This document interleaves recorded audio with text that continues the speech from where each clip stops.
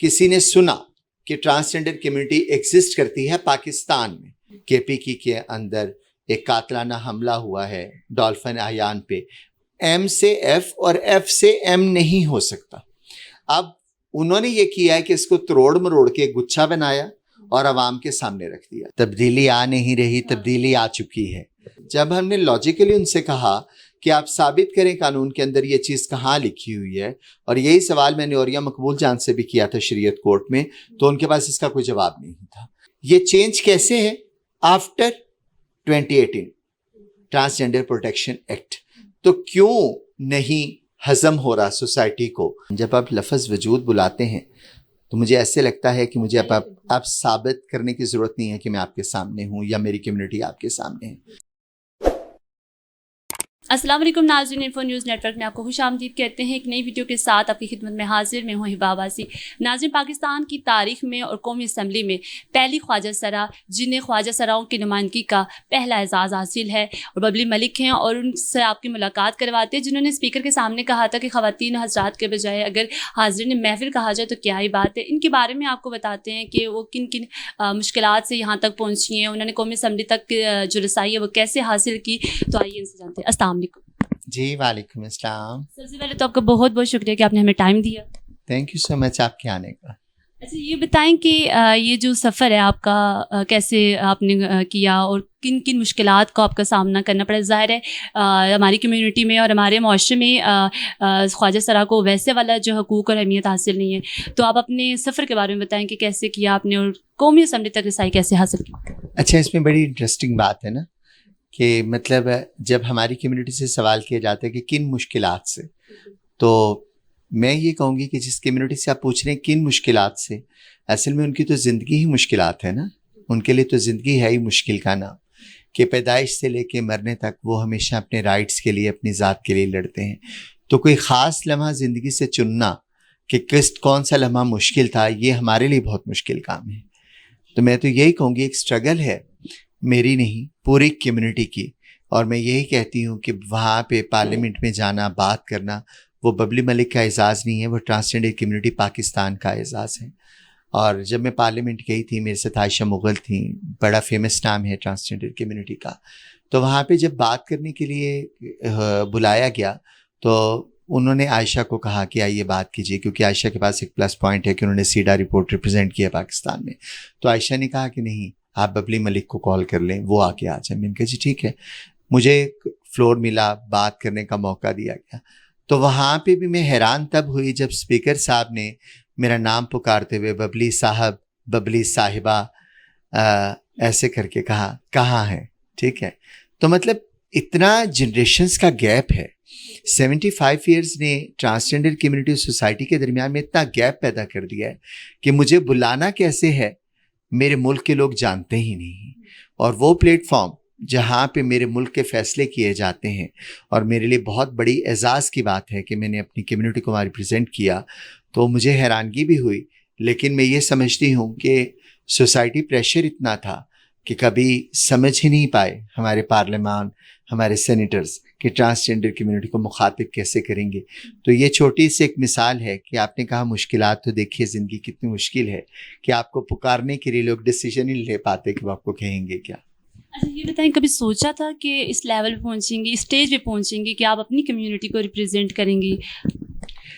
یہاں پہ بڑا رسمی سا فکرہ ہے، عموماً ہمارے بہت سے جو فیمس لوگ ہیں وہ کہتے ہیں کہ نہیں کبھی سوچا نہیں تھا. لیکن میں یہ کہوں گی کبھی سوچا تھا کہ کاش یہ پارلیمنٹ جہاں پہ بیٹھ کے ہم مرد و عورت کے رائٹس کی بات کرتے ہیں، یہاں پہ ٹرانسجینڈر کمیونٹی کی ریپریزنٹیشن بھی ہو، اور کوئی نمائندہ ٹرانسجینڈر کمیونٹی کی طرف سے جا کے بھی بات کرے، تاکہ جو ریئلٹیز ہیں، جو گراؤنڈ ریئلٹیز ہیں، کیونکہ آپ باہر تو بہت کام ہے نا کہ پیپرز میں، ڈاکیومنٹیشن میں بہت کام ہے، لوگ اٹھ کے بات کریں، ایک سمپتی والا لیول ہے، ایک خیرات والی سوچ ہے. ٹھیک ہے، لیکن وہاں پہ جا کے اپنے حق کی بات کرنا، یہ ہم لوگ ڈیزرو کرتے ہیں. میں ہوں، میری جگہ کوئی اور ہو، بس کمیونٹی کا کوئی ہو ریپریزنٹیشن جو دے وہاں پہ، تاکہ کمیونٹی کی لائف سٹائل کو ہم بہتر کر سکیں، اس کے ویل بینگ کے لیے کام کر سکیں. تو یہ ایک اچھا چینج تھا، اور یہ بالکل سوچا تھا یہ نہیں سوچا تھا کہ میں جاؤں گی, یہ سوچا تھا کہ ٹرانسجینڈر کمیونٹی پاکستان کی طرف سے کوئی ریپریزنٹیشن ہونی چاہیے پارلیمنٹ میں اور سینٹ میں, تاکہ بہتر ڈیسیجن لیے جا سکیں.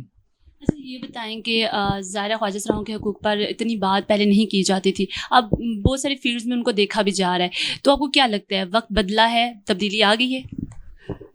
وہ ایک بڑا مشہور فقرہ چلتا رہا ہے, تبدیلی آ نہیں رہی, تبدیلی آ چکی ہے. تو جب آپ گورنمنٹ لیول پہ جابس دیکھتے ہیں, ڈاکٹرز کے لیول پہ دیکھتے ہیں, ٹیچرز کے لیول پہ دیکھتے ہیں, لیکچرز کو دیکھتے ہیں, بیوٹیشنز دیکھتے ہیں, ماڈلز دیکھتے ہیں, تو یہ وہ فیلڈ ہیں, فلم ایکٹرز ہیں, یہ وہ فیلڈ ہیں, نیوز کاسٹر ہیں, جس میں اب آپ کو ٹرانسجینڈر کمیونٹی کے لوگ نظر آتے ہیں. اور یہ کب نظر آنے شروع ہوئے؟ جب یہ ٹرانسجینڈر پروٹیکشن ایکٹ 2018 کے اوپر کام سٹارٹ ہوا, کہ مطلب فائنلی پاکستان سوسائٹی نے ایکسیپٹ کیا کہ مرد اور عورت کے علاوہ ایک جینڈر اور بھی ایگزسٹ کرتا ہے جس کو پاکستانی شریعت کا حق حاصل ہے. تو اس کے بعد آپ نے موقع دیا پھر. لیکن یہاں پہ بڑے افسوس کے ساتھ ایک بات کہوں گی کہ آئی ہوپ سو کسی کو برا نہ لگے, کہ وہ ترقی, وہ بہتری بہت سے لوگوں کو ہضم نہیں ہو رہی. کہ مطلب ان کو لگتا ہے کہ اگر ایک ٹرانسجینڈر پرسن ہے یا بقول خواجہ اسرا ہے, جیسے ایک سوسائٹی لفظ استعمال کرتی ہے, حالانکہ خواجہ اسرا کوئی جینڈر نہیں ہے, کوئی انسان نہیں ہے, کوئی انسانی شناخت نہیں, یہ کلچر کا نام ہے. ٹھیک ہے, جیسے ہجڑا تھا, ہجڑا کو ایک عزت والا لفظ مغلوں کے دور میں دیا گیا تو خواجہ اسرا کہلایا. تو یہ بھی ایک کنفیوژن ہے, آپ کے توسط سے یہاں کلیئر کرتی ہوں کہ یہ ایک جینڈر نہیں ہے خواجہ اسرا. خواجہ اسرا ایک کلچر ہے جس کو میں اپناتی ہوں, جس کو اور لوگ ہماری کمیونٹی سے اپناتے ہیں. اور بعض بچے اب ایسے ہیں جو پڑھ لکھ گئے ہیں, وہ نہیں اپناتے اس کلچر کو. تو کلچر نہ اپنانے سے ہم یہ تو نہیں کہہ سکتے آپ ٹرانسجینڈر پرسن نہیں ہیں. تو چیزیں آہستہ آہستہ آہستہ موو آن ہوتی ہیں, چیزیں بدلتی ہیں. لیکن جو ایک پروپیگنڈا گروپ کمیونٹی کے اندر اٹھا ہے, انہیں اب ڈر یہ ہے کہ اگر یہ لا امپلیمنٹ ہو جاتا ہے تو بھیک کون مانگے گا؟ ایسی ادر ایکٹیویٹیز جن کو سوسائٹی عزت سے نہیں دیکھتی وہ کون کرے گا؟ ڈھولک کی تھاپ پہ گلیوں میں ناچے گا کون؟ آپ کے گھروں میں بچوں کی ودھائیاں کون لے گا؟ کیونکہ دیکھیں, ایزی ٹو ارن کہہ لیں آپ, یا ہاتھ پھیلانا, یہ تبھی ہوتا ہے جب آپ کے اندر سیلف کانفیڈنس نہیں ہوتا, آپ اپنی ضمیر کی عزت نہیں کرتے.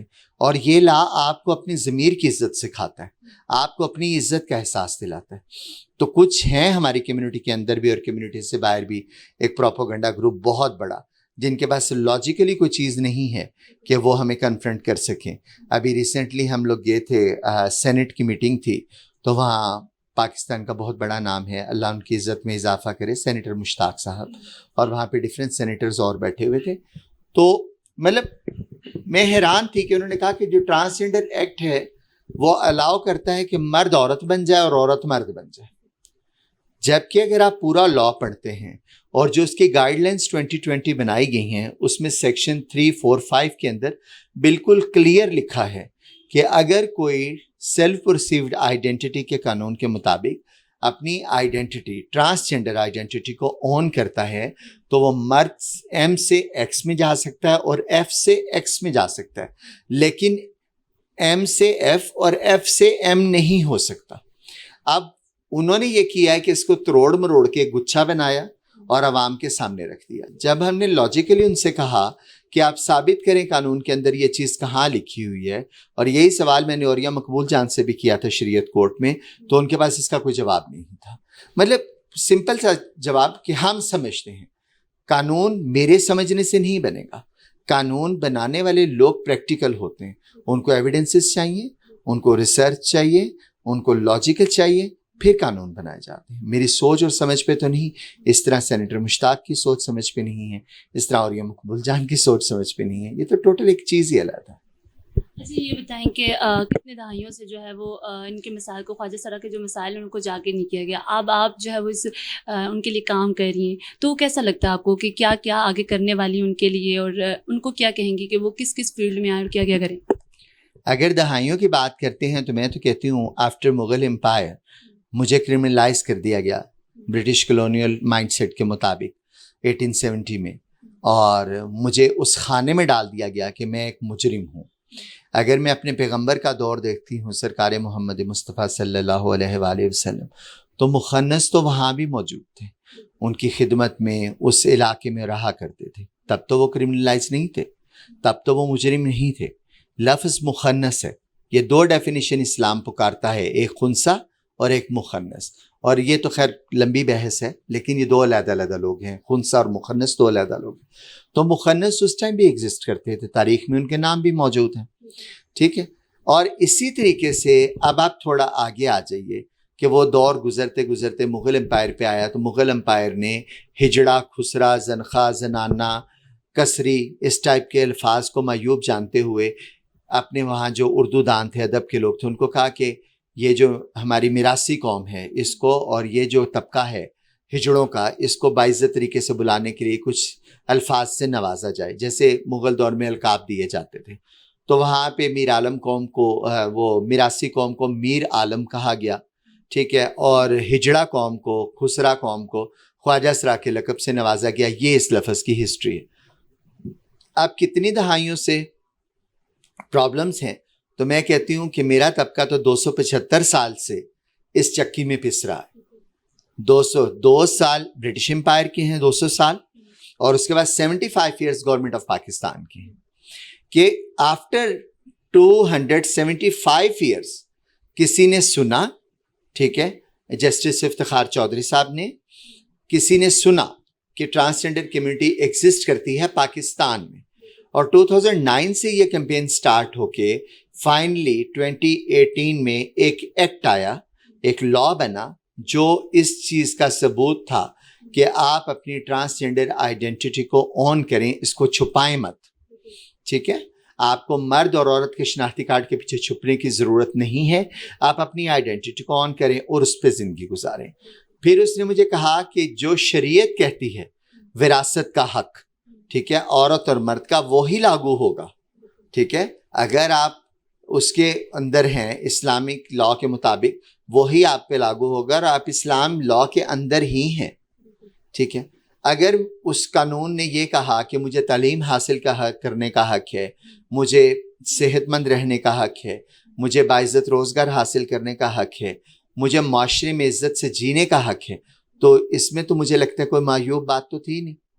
کیونکہ کون تھا وہ کون تھا جس نے پاکستان کی آزادی کے بعد ایک لیبل بنایا اور ٹرانسجنڈر کمیونٹی کے ماتھے پہ لگا دیا کہ تم بھیک مانگو گے, تم ناچو گے, تم ایسی ادر ایکٹیویٹیز میں جاؤ گے جسے سوسائٹی ایکسیپٹ نہیں کرتی, تم گلیوں میں رسوا ہوگے, تم اشاروں پہ کھڑے لوگوں سے خیرات مانگو گے, لیکن اپنے حق کی بات نہیں کرو گے. 75 ایئرز اسی لیبل کے ساتھ جیے نا ہم لوگ.